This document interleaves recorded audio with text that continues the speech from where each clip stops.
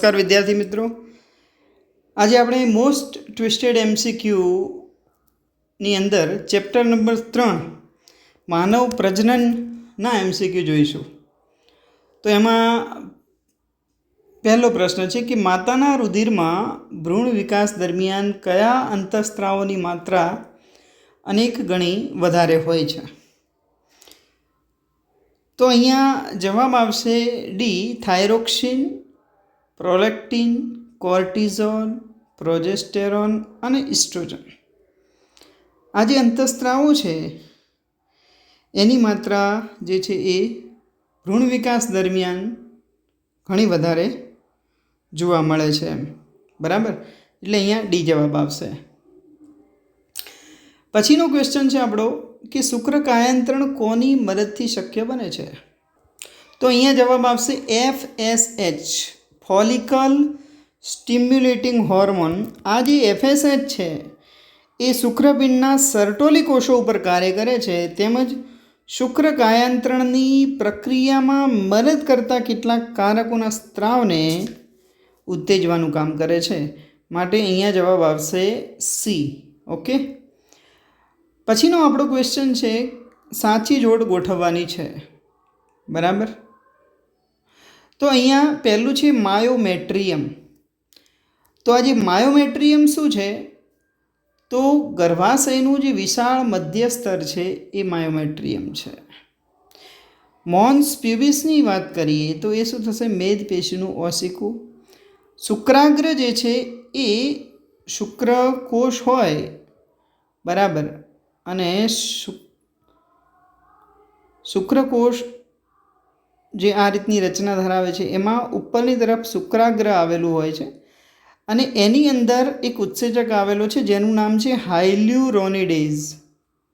હાયલ્યુરોનિડેઝ આવો એક ઉત્સેચક છે અને જેની મદદથી આ શુક્રકોષ જે છે એ અંડકોષની અંદર પ્રવેશી શકે છે. એટલે કે અંડકોષના ફલન માટે આ જે શુક્રાગ્ર છે એ મદદરૂપ થાય છે. તો અહીંયા જવાબ આવશે ડી. એ ની સામે આવશે 4, બીની સામે આવશે 1 અને સીની સામે આવશે 5. પ્રોસ્ટેટ ગ્રંથિ વિશે અહીંયા કોઈ પણ વાક્ય સાચું નથી, બરાબર. તો અહીંયા વિકલ્પ પ્રમાણે આપણે જવાબ આવશે ડી.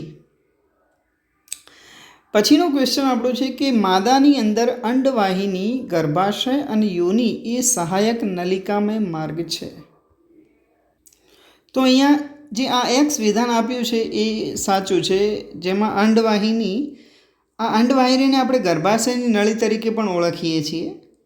પછી ગર્ભાશય અને યોનિ માર્ગ જે છે એ મળી અને સહાયક નલિકાઓ બનાવતા હોય છે, એટલે કે સહાયક નલિકામય માર્ગ છે. તો આ એક્સ વિધાન સાચું છે. અહીંયા વાય જોઈએ તો નરની સહાયક જનન વાહિનીઓમાં શુક્રવાહિકા, અધિવૃષણ નલિકા અને શુક્રવાહિની છે, જ્યારે રિટીટેસ્ટિસ બાહ્ય જનનાંગ છે.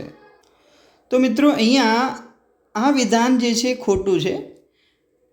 સહાયક જે જનન વાહિની છે અથવા તો નલિકાઓ આપણે કહીશું એની અંદર વૃષણજાળ, આ રિટીટેસ્ટિસનું ગુજરાતી થશે વૃષણજાળ, બરાબર છે, વૃષણજાળ. તો આ વૃષણજાળ પણ સહાયક નલિકાની અંદર સમાવિષ્ટ છે. વૃષણજાળ આવે, પછી શુક્રવાહિકા આવે, અધિવૃષણ નલિકા આવે અને શુક્રવાહિની પણ આવશે, બરાબર છે, એનો સમાવેશ થાય.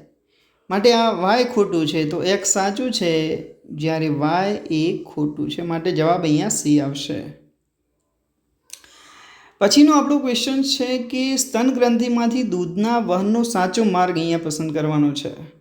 તો મિત્રો આ જે પ્રશ્ન છે એની અંદર બધા જ ઇંગ્લિશ વર્ડ્સ લખેલા છે, એટલે હું તમને અહીંયા સમજાવવા માટે ગુજરાતીમાં સમજાવી દઉં છું. તો અહીંયા આપણે જોઈશું કે પહેલાં શું આવશે? તો ક્રિયાશીલ સ્તન ગ્રંથિ જે છે એ બધી જ માદા સસ્તનોની લાક્ષણિકતા બનશે. સ્તન ગ્રંથિની અંદર ગ્રંથિમય પેશી અને ભિન્ન માત્રામાં ચરબી જોવા મળતી હોય છે અને પ્રત્યેક સ્તન ગ્રંથિ જે છે એ 15 થી 20 સ્તનખંડો, બરાબર છે,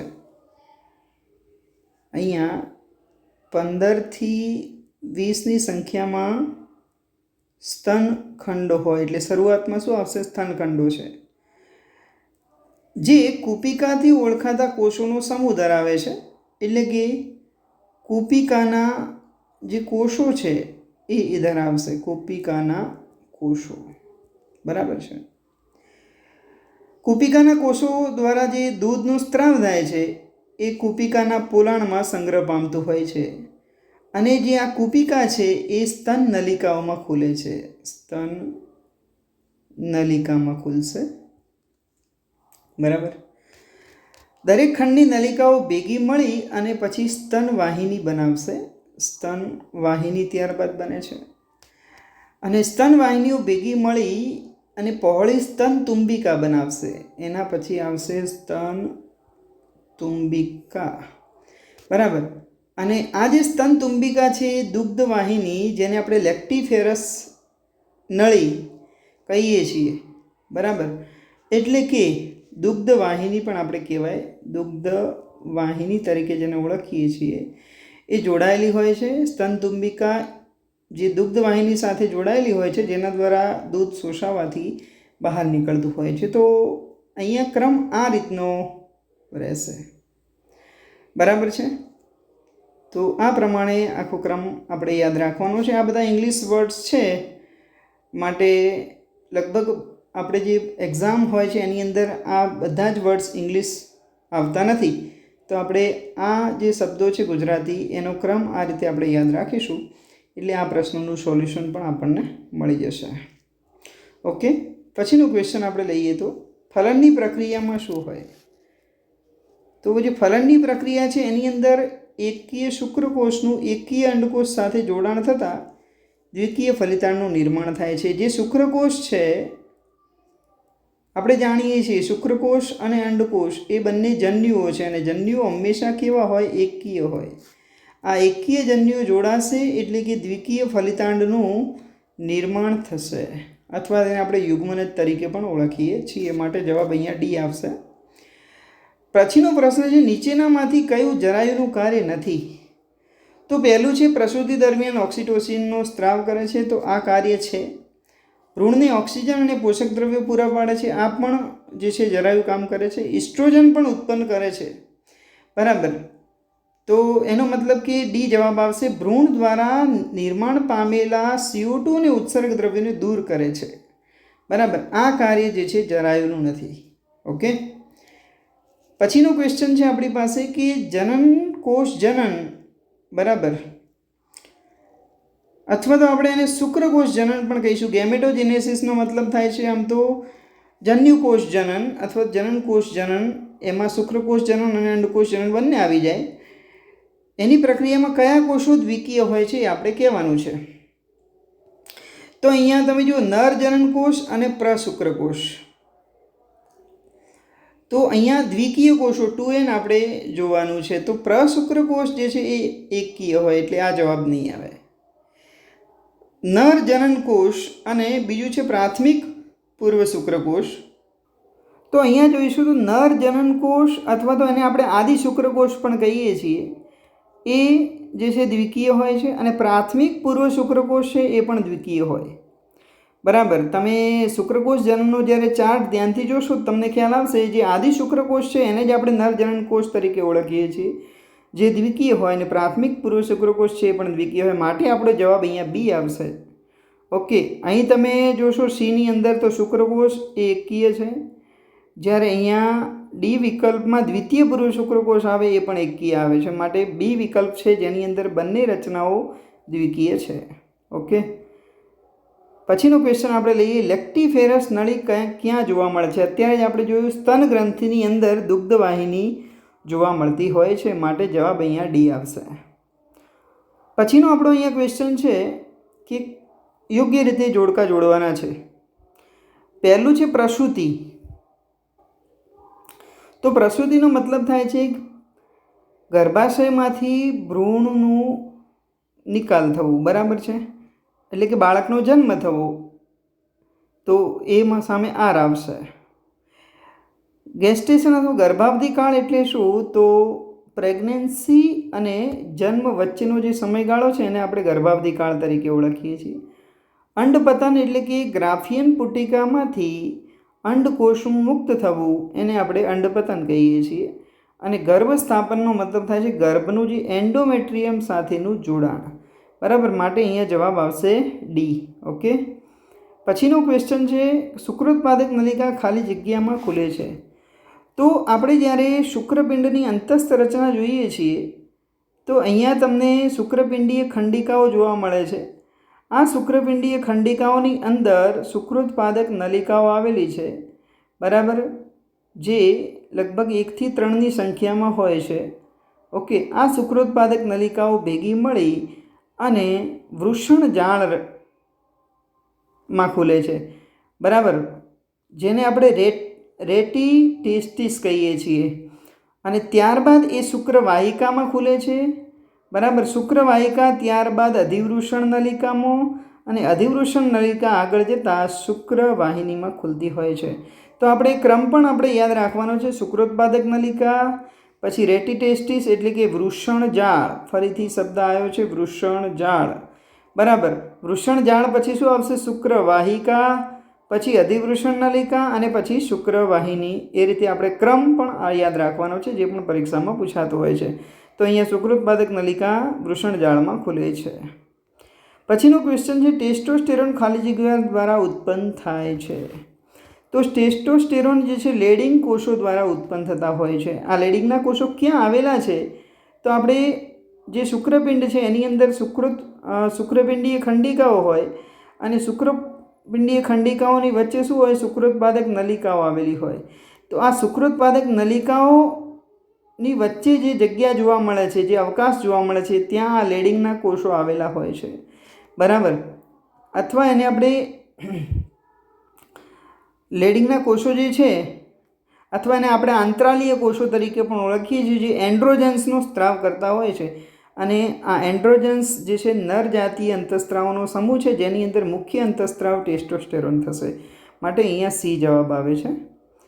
પછીનો ક્વેશ્ચન છે અસંગતને દૂર કરવો. એટલે કે માત્ર પ્રેગ્નન્સી એટલે કે ગર્ભધારણ દરમિયાન જે અંતઃસ્ત્રાવનો સ્ત્રાવ થાય છે એના સંદર્ભમાં આપણે અસંગત પસંદ કરવાનું છે. તો એચસીજી હ્યુમન કોરિયોનિક ગોનેડોટ્રોપિન, એચપીએલ હ્યુમન પ્લેસેન્ટલ જે છે, લેક્ટોજન, રિલેક્સિન, આ બધા જ જે છે એ ફક્ત ગર્ભાવસ્થા દરમિયાન જ ઉત્પન્ન થાય છે. બરાબર, આ ડી જે છે એ ગર્ભાવસ્થા દરમિયાન સ્ત્રાવ પામતો નથી. માટે જવાબ આવશે ડી. એમસીક્યુમાં એવી રીતે પણ પૂછાતું હોય કે ફક્ત ગર્ભાવસ્થા દરમિયાન જ ઉત્પન્ન થતા અંતઃસ્ત્રાવ કયા કયા? તો એચસીજી, એચપીએલ અને રિલેક્સિન. બરાબર છે. ઓકે, બીજું કે જે રિલેક્સિન છે એ ગર્ભાવસ્થાના અંત ભાગમાં અંડપિંડ દ્વારા સ્ત્રાવ પામે છે. આ પણ આપણે ખાસ યાદ રાખવાનું છે. જ્યારે એચસીજી અને એચપીએલ જે છે એ જરાયુ દ્વારા સ્ત્રવે છે. ઓકે, પછીનો ક્વેશ્ચન આપણે લઈએ, નીચે પૈકી કઈ જોડ અસંગત જોડ છે? તો આંતરાલીય કોષો અથવા તો લેડિંગના કોષો છે એ નર જાતિ અંતઃસ્ત્રાવ ટેસ્ટોસ્ટેરોનનો સ્ત્રાવ કરે છે. આ વિધાન સાચું છે. સર્ટોલી કોષો જે છે એ વિકાસ પામતા શુક્રકોષોને પોષણ પૂરું પાડે છે. આ વિધાન પણ સાચું છે. અહીંયા શુક્રાશય જે છે એ સેમિનલ પ્લાઝમા, બરાબર, એટલે કે વીર્યનું નિર્માણ સાથે સંકળાયેલું છે. બરાબર, સીમેન એટલે વીર્ય થાય, એટલે કે વીર્ય રસના નિર્માણ સાથે સંકળાયેલું છે. આ વિધાન, આ જોડ પણ સાચું છે. અહીંયા પ્રોસ્ટેટ ગ્રંથિ જે છે એ શુક્રકોષ નિર્માણ માટે જવાબદાર છે. તો આ વિધાન અહીંયા આ જોડ અસંગત છે. હવે પ્રોસ્ટેટ ગ્રંથિનું કામ શું છે એ તમને જરા જણાવી દઉં કે આ જે ગ્રંથિ છે એ મૂત્રાશયની નીચેના પ્રદેશમાં હોય છે અને તેનો સ્ત્રાવ જે છે દૂધ જેવો હોય અને એ શુક્રકોષોને સક્રિય કરે છે. મિત્રો, શુક્રકોષોનું નિર્માણ માટે નહીં પણ શુક્રકોષોને સક્રિય કરે છે. બરાબર, તથા મૂત્રજનન માર્ગમાં ઘણી નાની નલિકા દ્વારા એ દાખલ થતો હોય છે.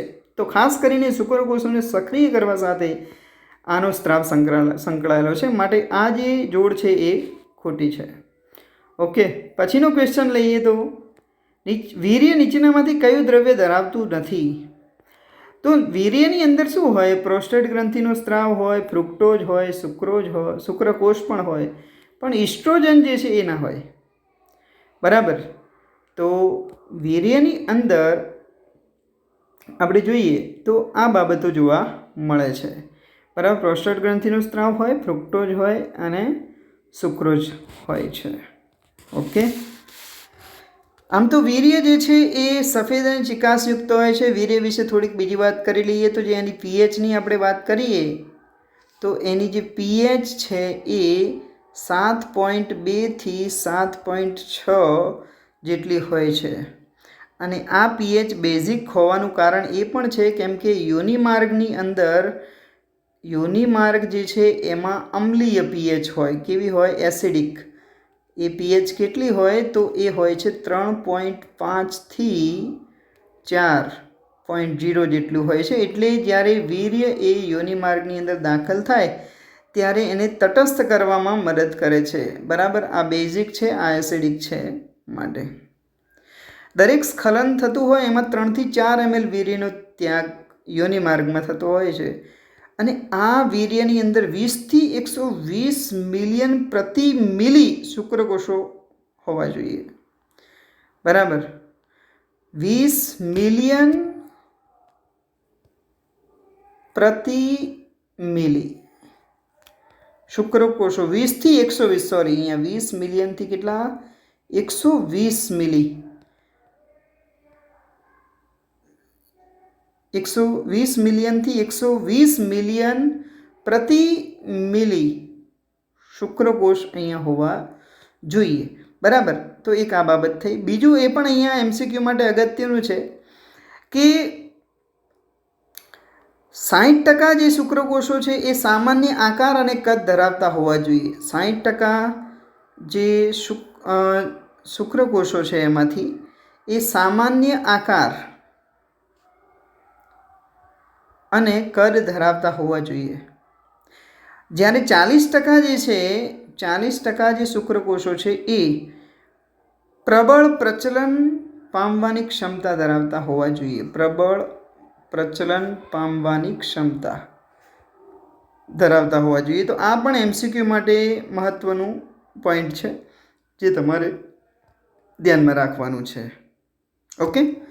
તો આ થઈ ગયું 15મો પ્રશ્ન. પછીનો ક્વેશ્ચન લઈએ. કોર્પસ લ્યુટિયમ દ્વારા શેનો સ્ત્રાવ થાય?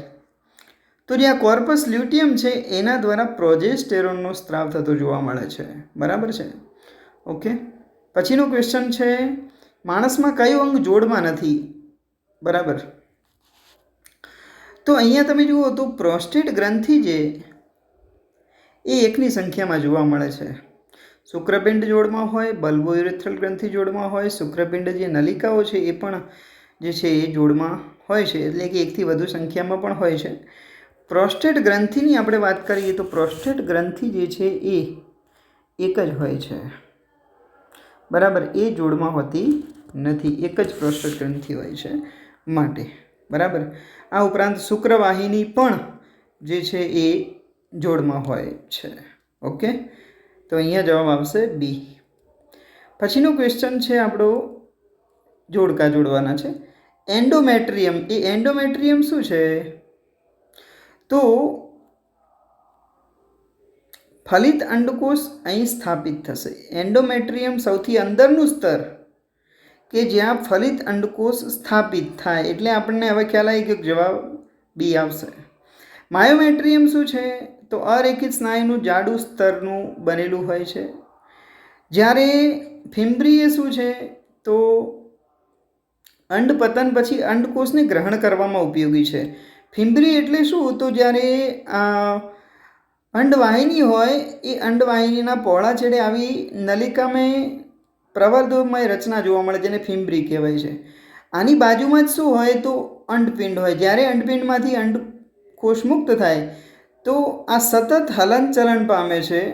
ફિમ્બ્રીના સતત હલનચલનને કારણે શું થશે? અંડકોષ એ જે છે અંડવાહિનીની અંદર દાખલ થઈ અને એ તુંબિકા ઇથમસ જોડાણ સ્થાને જશે જ્યાં શુક્રકોષ સાથે અંડકોષનું ફલન થઈ શકે. બરાબર. તો આ સીમાં આવશે ક્યુ અને પેરામેટ્રિયમ જે છે સૌથી બહારનું સ્તર છે, માટે અહીંયા જવાબ આવશે બી મિત્રો. પછીનો આપણો ક્વેશ્ચન છે ઇસ્થમસ, એમ્પ્યુલા અને ફિમ્બ્રિકોના ભાગ છે. તો એ ત્રણ અંડવાહિનીના ભાગ છે. આપણે ગુજરાતીમાં કેવું હોય તો એમ પણ કહી શકીએ ઇથમસ, પછી તુંબિકા, એમ્પ્યુલા એટલે તુંબિકા થશે અને અંડવાહિની નિવાપ, બરાબર. અને અંડવાહિની નિવાપની આગળ આ ફિમ્બ્રી આવેલી હોય છે, જે અંડવાહિનીના ભાગ છે એમ કહી શકાય. પછી છે કયું જોડકું ખોટું છે? તો પહેલું છે ઇનર સેલ માસ એટલે કે આંતરિક કોષ સમૂહ, આ સાચું છે. હવે 16 કોષવાળો ગર્ભ જેને મોરુલા કહેવાય, પણ અહીંયા બુક પ્રમાણે આપણે જઈએ ને તો એમાં સ્પષ્ટ લખ્યું છે કે 8 થી 16 ગર્ભકોષ્ઠી કોષો ધરાવતું ગર્ભ હોય એને મોરુલા કહેવાય, બરાબર. તો આ જોડકું ખોટું આપણે કહી શકીએ છીએ. બાકી ટ્રોફોબ્લાસ્ટનો મતલબ ગર્ભ પોષક જે સ્તર થશે, બરાબર, પોષક કોષો હોય એમ પણ કહી શકાય. પછી છે કે જરાયુ, તો જે ઓક્સિટોસિનનો સ્ત્રાવ કરે છે, આ પણ સાચું છે. તો અહીંયા આ આપણને જવાબ મળે છે 8 થી 16 કોષવાળો જે ગર્ભ હોય ને, ગર્ભકોષ્ઠી ગર્ભવાળો, એને મોરુલા કહેવાય. અહીંયા માત્ર 16 જ લખ્યું છે, એટલે બુક પ્રમાણે બી જે છે એ ખોટું પડશે. ઓકે. પછીનો ક્વેશ્ચન છે આપણો કે ઇસ્થમસ એ અંડવાહિનીનો ભાગ છે, તો મેમરી લોબ એ શેનો ભાગ થશે? તો સ્તન ગ્રંથિનો ભાગ થાય છે, બરાબર. આ સિમ્પલ ક્વેશ્ચન છે. પ્રોજેસ્ટેરોન માટે આપેલ પૈકી ખોટું શું છે? બરાબર. તો પહેલું છે પ્રેગ્નન્સીને ઉત્તેજે છે. બીજું છે ગર્ભસ્થાપન માટે એન્ડોમેટ્રિયમનો વિકાસ કરે છે. તો અહીંયા આપણે જોઈએ તો જે ગર્ભસ્થાપન છે એના માટે એન્ડોમેટ્રિયમ સ્તરનો વિકાસ કરવાનું જે કાર્ય છે ને એ પ્રોજેસ્ટેરોન કરે છે, બરાબર. પ્રેગ્નન્સીને ઉત્તેજે છે. તો અહીંયા આપણે જોઈ શકીએ તો આ કામ કરે છે, પ્રેગ્નન્સીને ઉત્તેજે પણ છે, દૂધનો સ્ત્રાવ કરાવે છે. આ જે વિધાન છે એ પ્રોજેસ્ટેરોન માટે ખોટું છે, કેમ કે દૂધનો સ્ત્રાવ કરવા માટે પ્રોલેક્ટિન અંતઃસ્ત્રાવ એ ખૂબ મહત્વનો ભાગ ભજવતો હોય છે, બરાબર.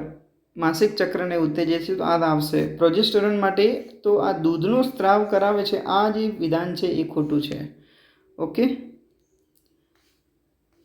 તો અહીંયા સી જવાબ આવે છે. પછીનો ક્વેશ્ચન લઈએ. તેની ગેરહાજરીના કારણે માસિક સ્ત્રાવ થાય છે. પ્રોજેસ્ટેરોન ગેરહાજર હોય ત્યારે શું થશે? માસિક સ્ત્રાવ થશે, બરાબર. માટે અહીંયા જવાબ આવશે ડી.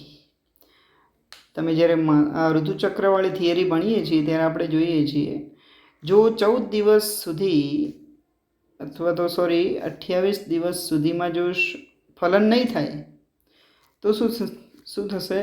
જે કોર્પસ લ્યુટિયમ છે એનું વિઘટન થઈને પ્રોજેસ્ટેરોનનો સ્ત્રાવ થાય છે, બરાબર. અને એ પ્રોજેસ્ટેરોન કોર્પસ લ્યુટિયમનું પણ પછી વિઘટન થાય એટલે પ્રોજેસ્ટેરોનનું પ્રમાણ ઘટી જાય અને જેના કારણે પાછું માસિક સ્ત્રાવ શરૂ થતો હોય છે.